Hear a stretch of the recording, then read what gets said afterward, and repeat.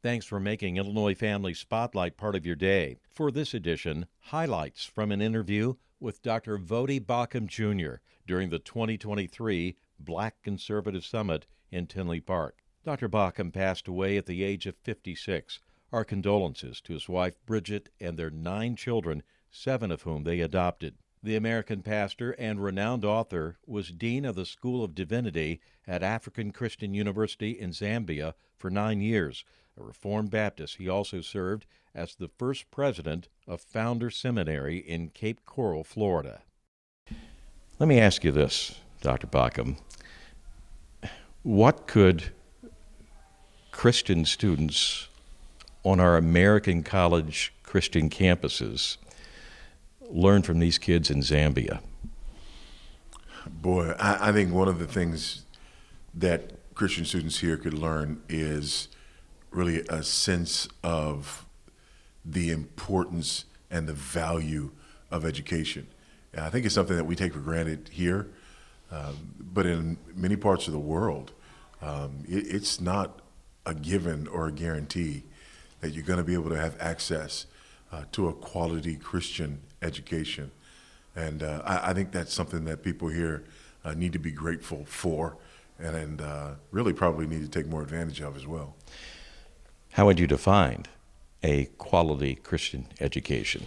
Yeah, quality Christian education is an education that is rooted and grounded in a biblical worldview.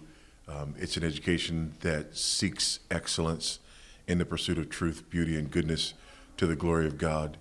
It's an education that is uncompromisingly rigorous in terms of its academics and is uncompromising and unwavering in terms of its commitment to biblical truth. Well, we know kids on secular college campuses aren't getting that.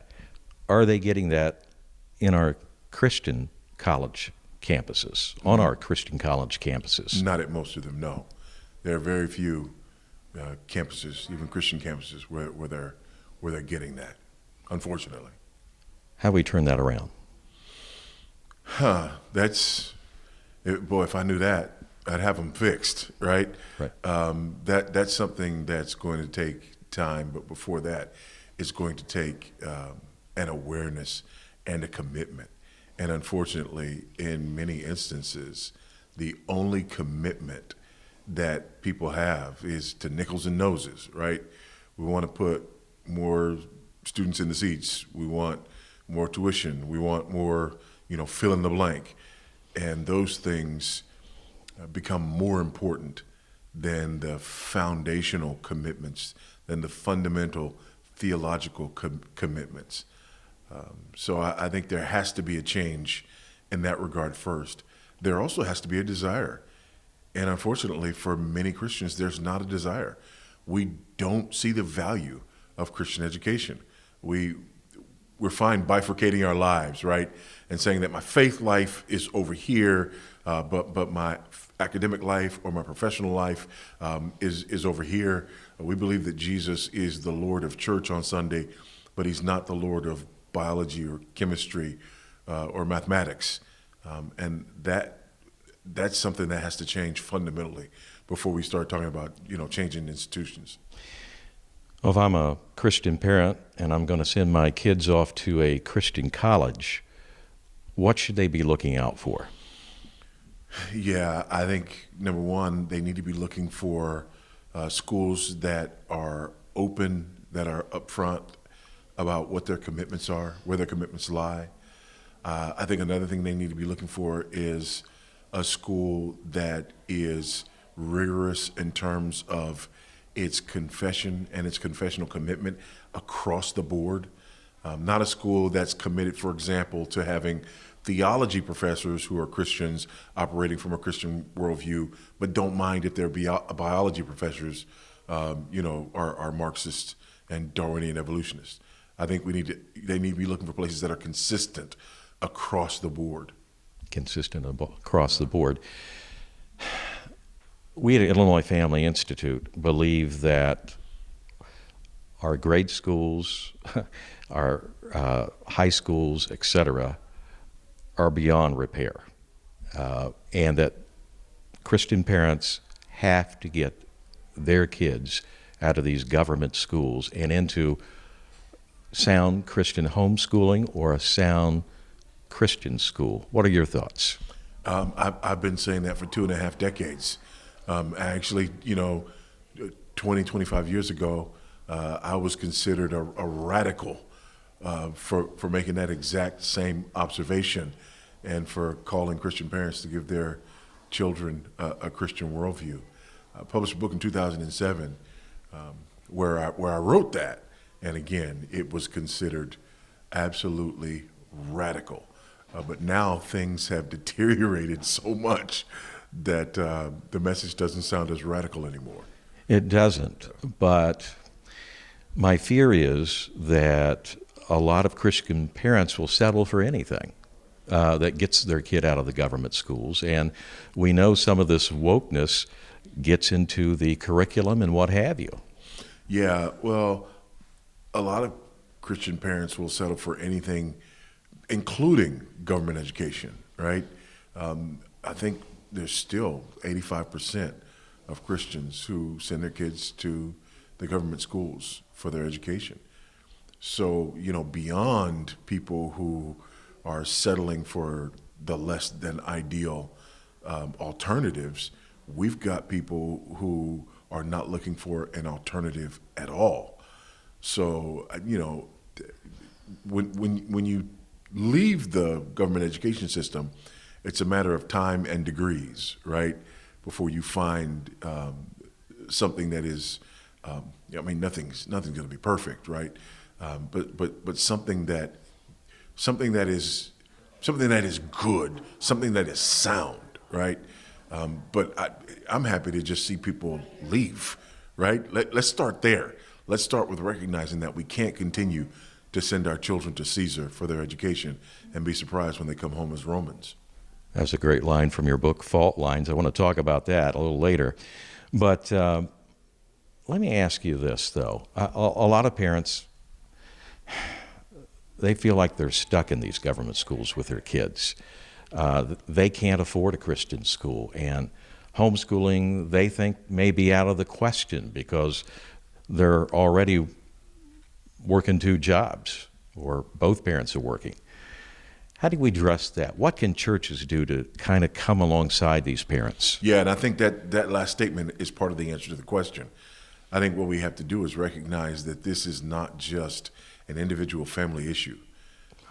We have to recognize that this is a broader issue that is going to have to be answered from multiple perspectives and directions. And I think churches providing alternatives and providing opportunities and providing resources and at least leading in the discussion, I think that is a huge piece of the puzzle in terms of us fixing this. Yeah. Well, let's say you feel like you just can't get your kids out of government schools. What do you do as a parent to kind of work alongside your kids or the school board or whatever with your teachers? Can that be done? I mean, anything can be done, right? People can survive that environment, but just because somebody can survive that environment doesn't mean that we, expose them to that environment. If your kid has to be in that environment, the answer to the question, what do? Is everything you possibly can. You do everything in your power. What you don't do is just wash your hands of the situation, right? You do everything you can while they're there, and you do everything you can to get them out. Well, even some parents who are sending their kids to good Christian schools, this has been brought to my attention, they stress, my kids are doing very well, high academics, but they're leaving out the discipleship part. And we can't do that, can we? No, we can't. It's my duty and my responsibility to disciple my children. As parents, God sent them home to us, and ultimately their discipleship is our responsibility. And so regardless of what kind of decisions we make related to our children's education, that is a decision that is occurring within the context of our duty and responsibility to disciple our children. We can't do that by proxy. We don't just hand that off. Thanks for joining Illinois Family Spotlight. I'm joined at the Black Conservative Summit by Dr. Voddie Baucham with Voddie Baucham Ministries. And Dr. Baucham, in case you don't know, wrote just a great book called Fault Lines, The Social Justice Movement and Evangelicalism's Looming Catastrophe. Well, you wrote this book, what, a year or two ago? It came out a couple of years ago. Yeah. Well, are things worse now? Yeah, they actually are. They're worse in some ways. They're better in others, but the problems are still there. We're still facing the social justice movement and all of the ills that it brings. Social justice sounds good. Yeah, it really does, doesn't it? Social justice sounds good, and racial justice sounds good, and equity sounds good, and that's by design, right? These words are meant to sound good. They're meant to disguise the underlying ideologies and ulterior motives behind them. So those are a couple fault lines. What are some of the other fault lines? Yeah, I think they're all ideological fault lines, right? The theology behind social justice, the worldview behind it, Marxism, cultural Marxism, all of these issues, they really create the various fault lines. So now we're dealing with issues like social justice, racial justice, abortion, voting, in elections, and all of these other issues. They may seem like they're unrelated, but when you recognize the worldview and the ideology behind the social justice movement, you recognize that they're fruit from the same poisonous tree. And they want to destroy Judeo-Christian values. They do. They want to destroy biblical values and biblical worldview because they recognize biblical Christianity as the ultimate opponent. When you look at the world from a cultural Marxist perspective and you divide the world into the oppressors and the oppressed, people think that is just an ethnic issue, or it's about sex, and so white males. Well, no, it's not just white males. White male, cisgendered, heterosexual, able-bodied, native-born. You keep going down the list, and ultimately you get to Christian. Christianity is seen as the fundamental ideology of the oppressor in the West, and so Christianity is seen as the enemy of the cultural Marxist. Well, how do Christians counter that? Our churches, at least a lot of them, sure don't talk about these issues. They'll talk about how good Christ is and the salvation that he's offered. That's well and good, and we should talk about that. But when it comes to these social and cultural issues, they're silent. What's your message to them? Yeah, that silence is not an option. Neutrality is not an option. And whether we like it or not, this has been brought to our doorstep. We have an adversary who is actively engaging with us and actively warring against us.